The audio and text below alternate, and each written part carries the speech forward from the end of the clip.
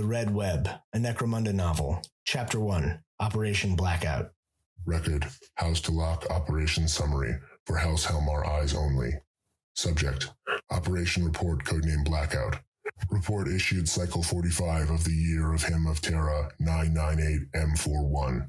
Conduit, Encrypted Hardline MC593. Location, Listening Post C049 Gothrul's Needle. Background, recent interception of seditious material triggered investigation. Documents composed of a synthetic paper were found containing written text in Low Gothic. Contents were clearly seditious. All but one found in possession was summarily executed due to difficulty in extracting more than one subject. Document was attributed to an alias, Obsidian Oracle, which was not in any of the watch databases. The document bears only the title Manifesto. Seditious document summary. Text contained detailed reports on the nobility of Gothrul's Needle and their lives. This information is considered sensitive and not for general consumption. Excerpt. The great leaders of our supposed democracy cultivate an image of being one of us, but when you examine their lives, they know nothing of the struggle of the worker in this supposed democratic hive. They live in opulent luxury, their every need catered to by servants, their homes resplendent with finery, their water clean, food the finest of imported goods. More care is taken for the folding of a noble's clothing than the water that is given to children in the hive center, let alone the conditions in the lower places. There is no equality in what really counts, material conditions in which we toil for their ease. I can account for seeing the worst of humanity out of our supposed betters, those scions of powerful families, nonetheless dutifully elected by the masses. Their work, done in the very guilds they claim to need to check the power of. There is no true representation of the real people. We simply live as a collective to affirm the same oligarchy generation after generation, because it is how it has always been. This stagnancy reeks of the machinations of House Helmar, this decay into the same feudal hell the rest of this world suffers in. We simply delude ourselves that we aren't worked to death to meet our quotas. They assure us that they keep the will of the imperial house out of the hive, that we might run it for ourselves, all the while taking orders through encrypted Vox channels. This is the truth of Gothrul's Needle. The democracy died long ago, and we live with puppets controlled by the same great web as ensnares all others. The author appears to have been inspired by the recent asphyxiation event in Dome 6117, aka Yandex Hollow. The deaths of children in particular are a major grievance. Excerpt. For their clean, perfect air we all suffer. The supplies needed to repair the Yandex Hollow filters were directed to the Spire, as they had a failure and couldn't suffer a few months of degraded air quality. Their actions murdered those hivers. How many children have to be sacrificed to elevate these people, flawed, flesh and blood people like the rest of us, to such heights? Even our water is barely above poison. We drink the effluent of these masters of Gothrul's Needle. The Grievances allege direct intervention by our agents in the affairs of the House. Such information is considered classified and subject to termination on anyone reading it. Excerpt. Even now, the spiders of House Delac infest our city. The supposedly innocuous presence of agents of the clan houses has been treated as an act of peacemaking with the imperial house, but for truth, it is far darker. Delac does not just operate a few brothels and chem dens in the city. They have an enormous network spread throughout, and their whispers spread with such efficiency it can only be with the knowledge and consent of the ruling council that they operate. There is no fear of retribution or discovery. They are almost an open secret. Some of you already avoid divulging to certain peers information because you have seen how your words to them spread quickly, or that many of those gossips are indeed the very infiltrators of whom I speak. But the corruption goes deeper. Indeed, the very tabulators upon which we citizens cast our supposedly democratic votes are compromised by this network, and the ruling council are hand-picked by outsiders. Once, our leaders tried to stop this intrusion, working together to overcome the machinations of House Helmar. But as the oligarchy became entrenched, as the family interests became different from those of the workers, they turned their back on democracy one by one. Now they are puppets, just another tool in Helmar's arsenal. This information alone would be considered enough to trigger an assassination mission, but the document is densely packed with controlled information. Excerpt. The hives are designed to be self-sufficient. Gothrel's needle is capable of providing enough electricity and clean water for the entire hive, but the ineptitude of the guild at maintenance due to their quest for greater profit, the sabotage of the Prometheum Guild against our electrical systems, and the inefficiency of the Water Guild, we are left drinking barely recycled sewage with only oil lamps that make us sick when the power fails. Seizing from the guilds what they hold would give us the means of our own liberation, and power over our supposed betters in the spire above.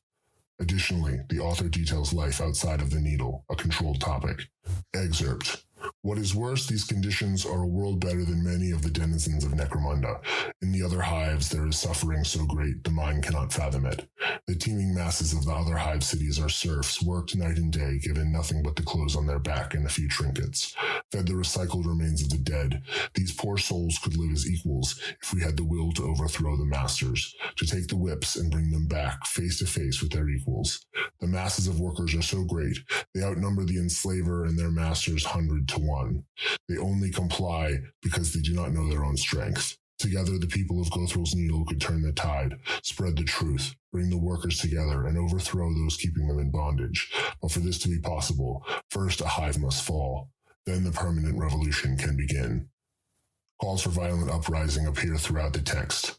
There is no peaceful way to overcome the oppression of the ruling elites. They subvert every attempt at peaceful influence from the masses. They give lip service to our concerns, but they are actors. They do not answer to us.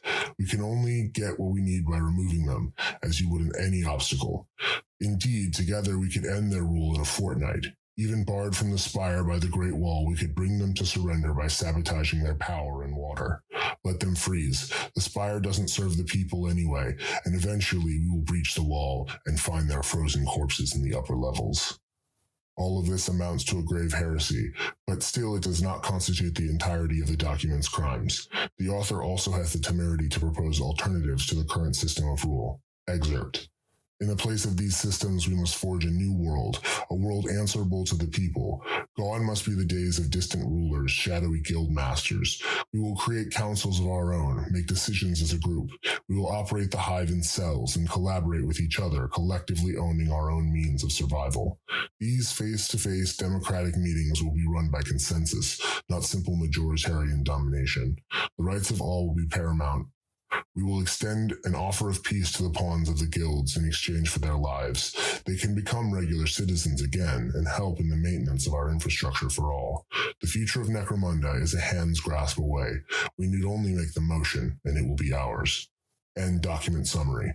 Full file available on Pict Archives in Databank and Terminal of Listening Post C049. The captured seditionists identified themselves as Alric Payne, ahead of an elected local council. Considered an up-and-coming orator, he had been marked by higher-ups as a potential candidate for adoption into the nobility to ensure his skills are used for maintenance of order.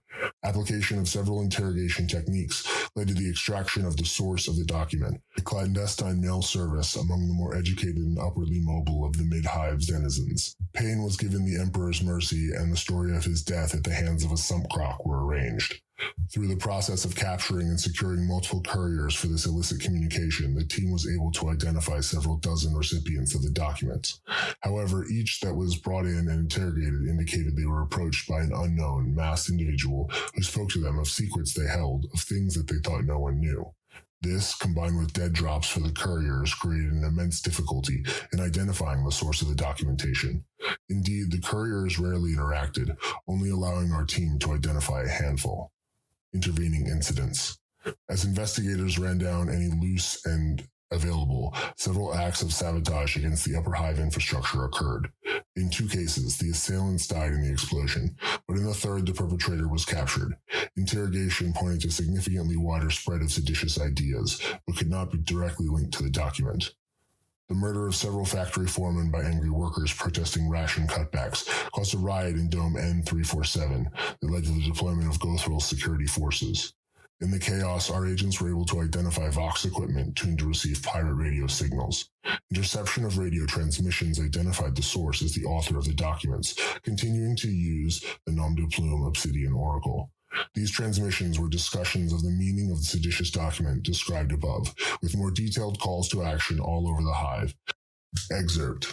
Brothers and sisters, we do not have to sit idly by while the machine continues to consume us, but we are the ones who run it. We alone can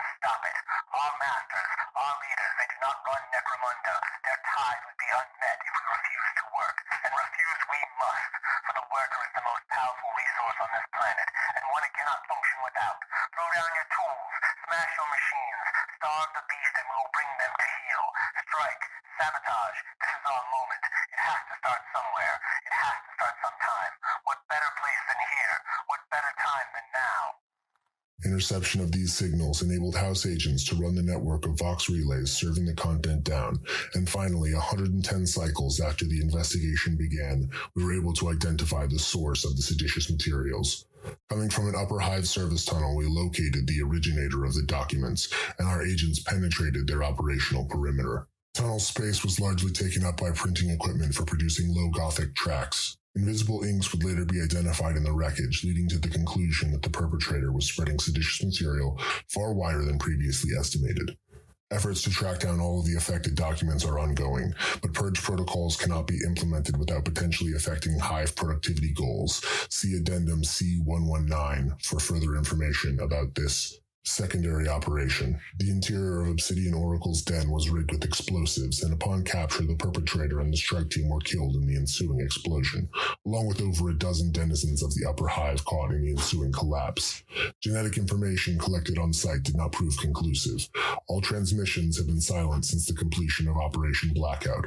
Mission classified, high casualty success. Total losses on mission, 15 dead, 3 injured. Service to House Delak, glory to House Helmar, glory to the Emperor. End report.